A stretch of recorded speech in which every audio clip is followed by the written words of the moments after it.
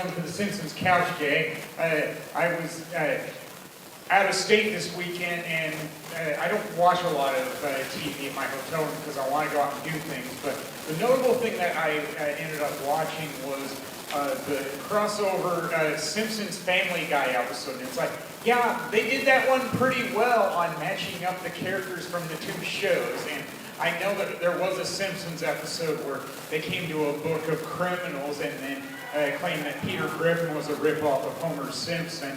Well, even a Simpsons episode said that Homer and Marge were basically the same as Popeye and olive oil. Yeah, we're always ripping off what came before us. All right, now for the regularly scheduled jokes. Well, there was an election in the past week. Not a lot on the ballot, but I still go vote because I have more reason to complain about who gets in office when you vote. And my voting precinct has moved around a lot in recent years, even though I have not. But I know that it's pretty common to vote in schools or churches because just about every neighborhood has one. Well, my voting precinct is now in a high-rise housing complex, and I've noticed that the actual voting precinct area, at one edge of the room, you see vending machines.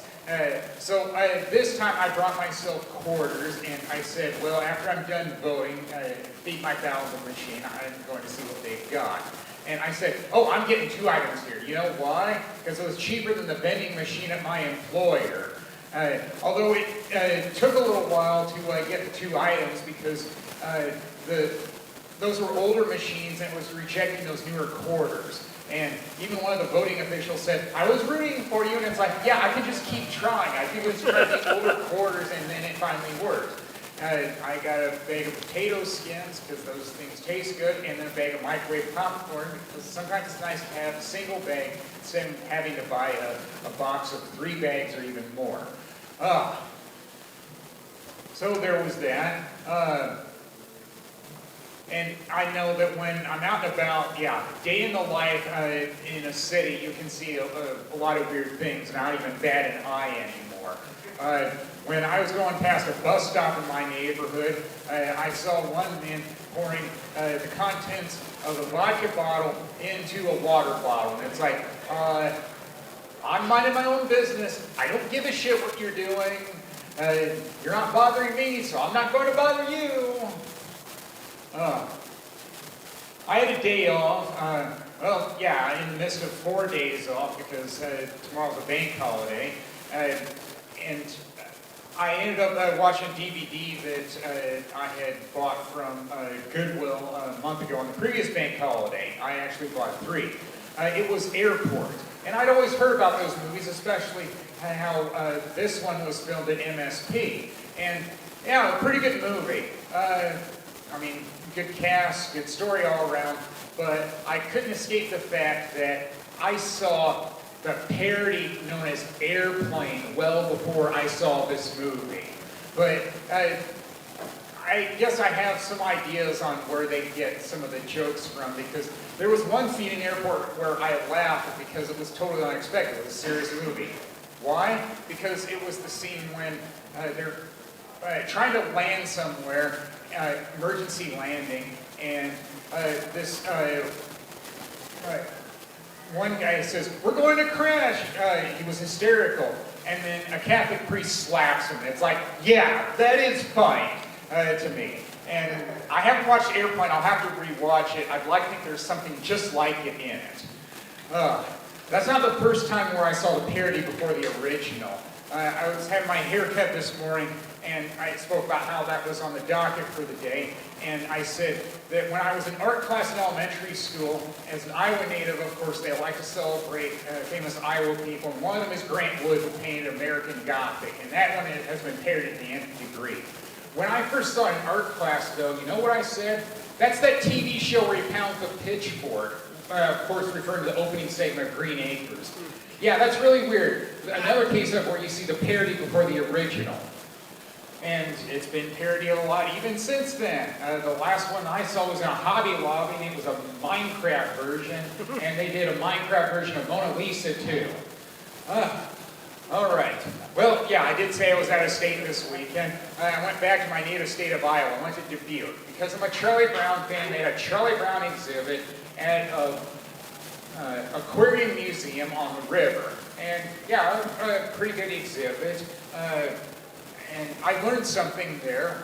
Apparently when they made Snoopy the mascot for the Space program, it was for the mission before the moon landing with Neil Armstrong and Edwin Aldrin. Yeah, I actually like knowing that they refer to him as Edwin in that exhibit, because all too often when they talk about him after that, they call him Buzz. And it's like, I didn't know he was like Yogi Berra, where he was so famous that his nickname replaced his given name. Guess so!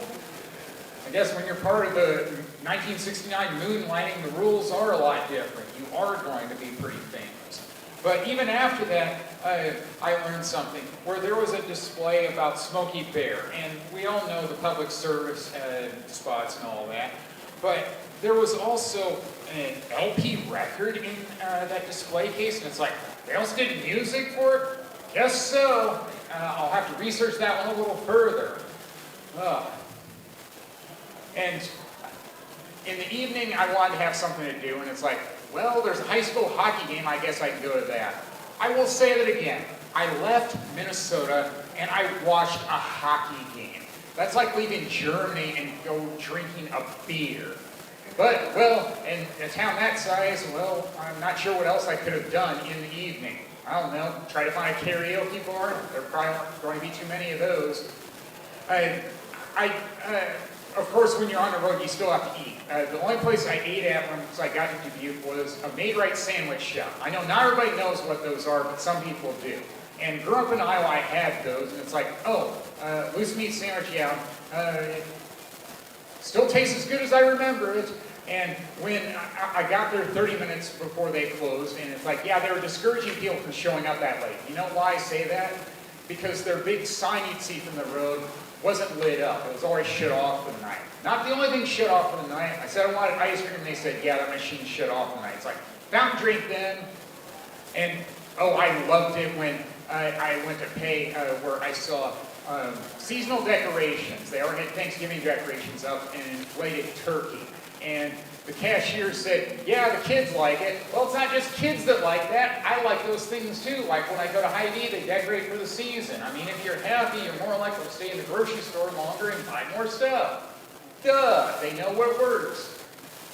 Also known as the bank employee. Well, there were two weird stories from the week. I actually found out we have a mail code team that just checks mail codes. Yeah, I guess we're a big enough bank for that. Then we had a clean team. They had a convention where they finally got cleaners in the check shop.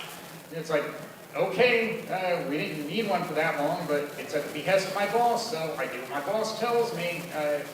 And he made the calls himself. That was not me. Well, that'll do it for me. Thank you, all been great.